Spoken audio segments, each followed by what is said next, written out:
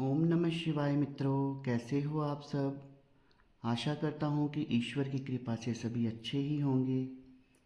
दोस्तों, आज मैं आपको कुछ ऐसे संकेत बताऊंगा। वैसे तो संकेत बहुत सारे हैं, पर मैं आपको यहाँ 7 संकेतों के बारे में बताऊंगा जिनसे हमें ये पता चलता है कि बहुत जल्द हमारे ऊपर हमारे इष्ट की, हमारे देवता की सवारी आने वाली है। दोस्तों, इससे पहले मैं विषय के ऊपर आऊँ, मेरा आप सबसे आग्रह है कि जो भी मेरे इस यूट्यूब चैनल सच्चे भगत पर पहली बार आए हैं और पहली बार मेरी वीडियो देख रहे हैं, वो मेरी इस वीडियो को एक लाइक कर दें, चैनल को सब्सक्राइब कर दें और बेल आइकन को प्रेस कर दें, ताकि आगे जो मेरी वीडियोस आने वाली हैं उनका नोटिफिकेशन उन तक पहुंचता रहे और भक्त भक्ताई तंत्र मंत्र से संबंधित जो भी जानकारी है वो उनको मिलती रहे। तो चलिए दोस्तों, शुरू करते हैं। जब भी हमारे पर सवारी आने वाली होती है दोस्तों, हम अपने इष्ट की पूजा अर्चना जब रेगुलरली करते हैं, उनके मंत्रों का जाप करते हैं, तो कई बार जो भगत होता है, जो उन मंत्रों का उच्चारण कर रहा है, पंचों उपचार से अपने इष्ट की पूजा कर रहा है, तो उसके ऊपर अपने इष्ट की सवारी आ जाती है। और इसमें ज़्यादातर सवारियाँ जो हैं वो शक्ति की आती हैं। जो माता पार्वती हैं, माता काली हैं, उनकी सवारी जो है वो आती है, क्योंकि ये उग्र शक्ति है। और हर किसी व्यक्ति के बस की बात नहीं होती है कि अचानक उन पर देवता की सवारी आ जाए, माता महाकाली की सवारी आ जाए और वो उस सवारी को संभाल ले। तो शक्ति इतनी तीव्रता से आती है कि शक्ति जो है जब मूलाधार से लेकर आज्ञा चक्र तक उठती है तो शरीर जो है वो हिलने डुलने लगता है। तो चलिए दोस्तों, कुछ संकेत आपको बताऊंगा। उनमें सबसे पहला संकेत ये है कि जब भी आपके ऊपर अपने इष्ट की, अपने देवता की सवारी आने वाली होती है, तो आपकी कोई ना कोई बुरी आदत जो है वो छूट जाती है। या फिर ऐसा कहें कि आपकी कोई एक ऐसी आदत जो आपकी आदत बन चुकी है, जो आपके जीवन से नहीं जा सकती। अब जैसे मोबाइल की आदत होती है, कई लोग होते हैं वो मोबाइल को नहीं छोड़ सकते। कई लोग होते हैं वो सिगरेट पीते हैं, उसको नहीं छोड़ सकते, जहाँ व्यसनों का सेवन करते हैं। तो इसीलिए हम अपने भक्तों को हमेशा यही कहते हैं कि हम नहीं रोकते किसी को।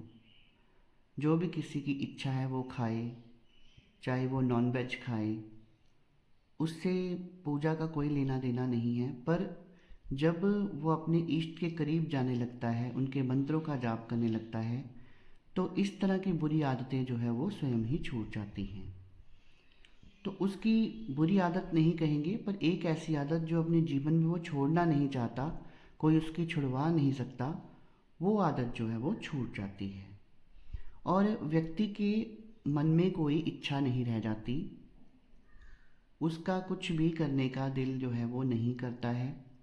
जैसे कोई एक, मान लीजिए कि व्यक्ति है और वो पहले, उसे कारों का बहुत शौक़ था कि वो हर वर्ष या 2-3 वर्ष के बाद अपनी कार चेंज कर ले, नए से नए मॉडल की और महंगी से महंगी कार ले। तो धीरे धीरे क्या होता है कि उसकी ये सब इच्छाएं जो हैं वो मर जाती हैं। उसे ये लगता है कि जो वाहन मेरे पास है वही ठीक है, अगर हम बहुत महंगा भी ले लेंगे तो उससे कुछ नहीं होगा। तो उसका कुछ करने का दिल जो है वो नहीं करता है। अब अगला संकेत, जो दूसरा संकेत मैं आपको बताऊंगा, वो ये है कि स्वप्न में व्यक्ति को तीर्थ स्थानों के दर्शन होते हैं।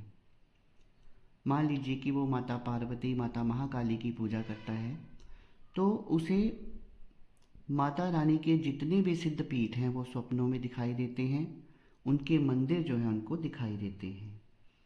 और जब भी, आपको तो पता ही है कि जब भी हम पूजा पाठ करने के लिए अपने मंदिर में बैठते हैं, तो हमारे इष्ट का आगमन कैसे होता है? जब हम एक दीपक जलाते हैं। दीपक को ही हम ईश्वर स्वरूप मानते हैं और उसके ऊपर ही हमें संकेत मिलते हैं कि हमारे ईश्वर जो हैं वो हमसे प्रसन्न हैं या नहीं। जैसे कि आप दीपक जला रहे हैं, कई बार वो जलता नहीं है, बार बार बुझता है, तो हमें लगता है कि हमारे इष्ट हमारे से नाराज़ हैं। और कई बार क्या होता है कि उसमें पुष्प बनते हैं, अलग अलग आकृतियाँ बनती हैं, तो ये इस चीज़ का द्योतक है कि आपके इष्ट जो हैं वो आपके ऊपर प्रसन्न हैं।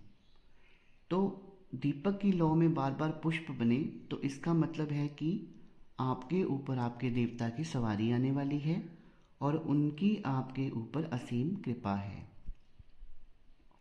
अगला संकेत जो मैं आपको बताऊंगा वो बहुत सारे लोगों के साथ तो नहीं होता है, पर इस ब्रह्मांड में 12 या 13% लोगों के साथ ही होता है कि उनकी ब्रह्म मुहूर्त में आँख खुल जाती है।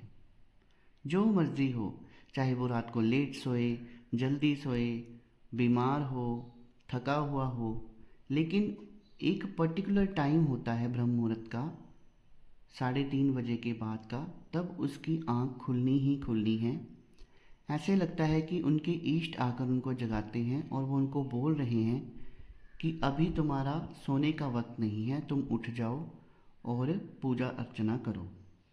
तो ये भी बहुत बड़ा संकेत देखा गया है कि, और ये संकेत इस चीज़ का ही संकेत होता है कि आपके इष्ट आपके बहुत करीब हैं और उनकी सवारी जो है वो आपको जल्द आने वाली है। अगला संकेत जो दोस्तों मैं आपको बताऊंगा वो ये है कि जैसे ही हम अपने आसन के ऊपर पूजा पाठ के लिए बैठते हैं और मंत्रों का जाप जो है वो शुरू करते हैं, तो मंत्र का जाप करते करते हमें बीच में नींद का झटका लग जाता है, हमें झटका सा लग जाता है।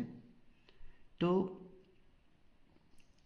ये भी इस चीज़ का संकेत है कि बहुत जल्द आपके ऊपर अपने इष्ट की जो है वो सवारी आ जाती है। दरअसल होता क्या है कि हमारे शरीर में अगर कोई नेगेटिविटी हो तो वो इस झटके से शरीर से बाहर जाती है, क्योंकि जब ईश्वर के अंश ने हमारे शरीर में प्रवेश करना है तो वो जो है गंदगी वाली जगह पे नहीं जा सकता। इसलिए अपने सारे जो चक्र हैं, मूलाधार से आज्ञा चक्र तक जो 7 चक्र हैं, वो हमारे शरीर की जो है सफाई जो है वो कर रहे होते हैं।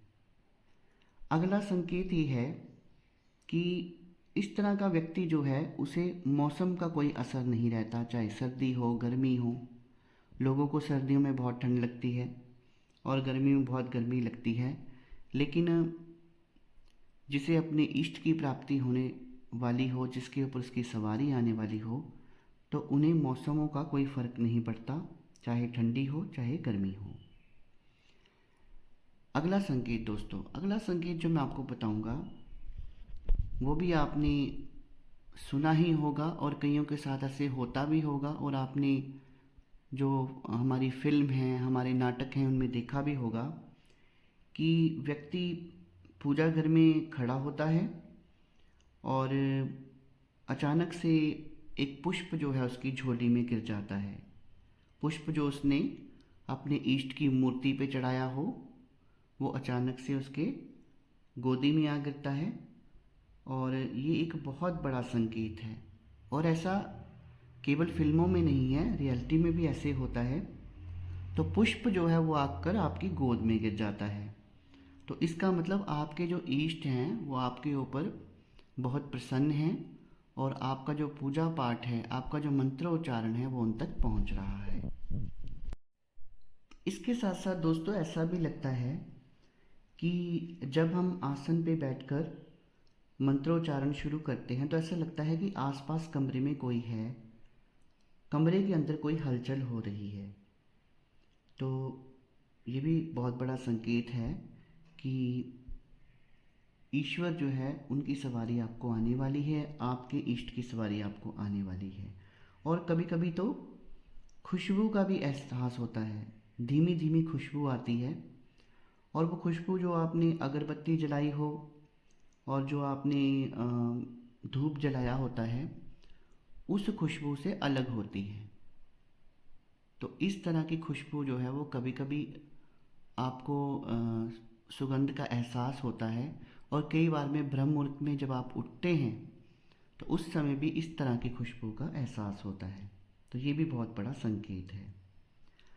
आखिरी संकेत जो मैं आपको बताने जा रहा हूँ वो ये है कि जब भी आप अपने ईश्वर के पूजा पाठ के लिए बैठते हैं या फिर उनके मंत्रों का उच्चारण करने लगते हैं तो आपका शरीर जो है वो हिलने डुलने लगता है और शरीर में बहुत सारी तरंगे जो हैं वो आना शुरू हो जाती हैं।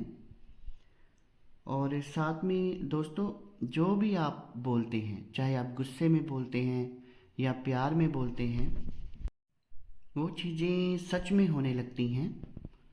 तो इस प्रकार कहते हैं ना कि इस व्यक्ति को वाक सिद्धि प्राप्त है।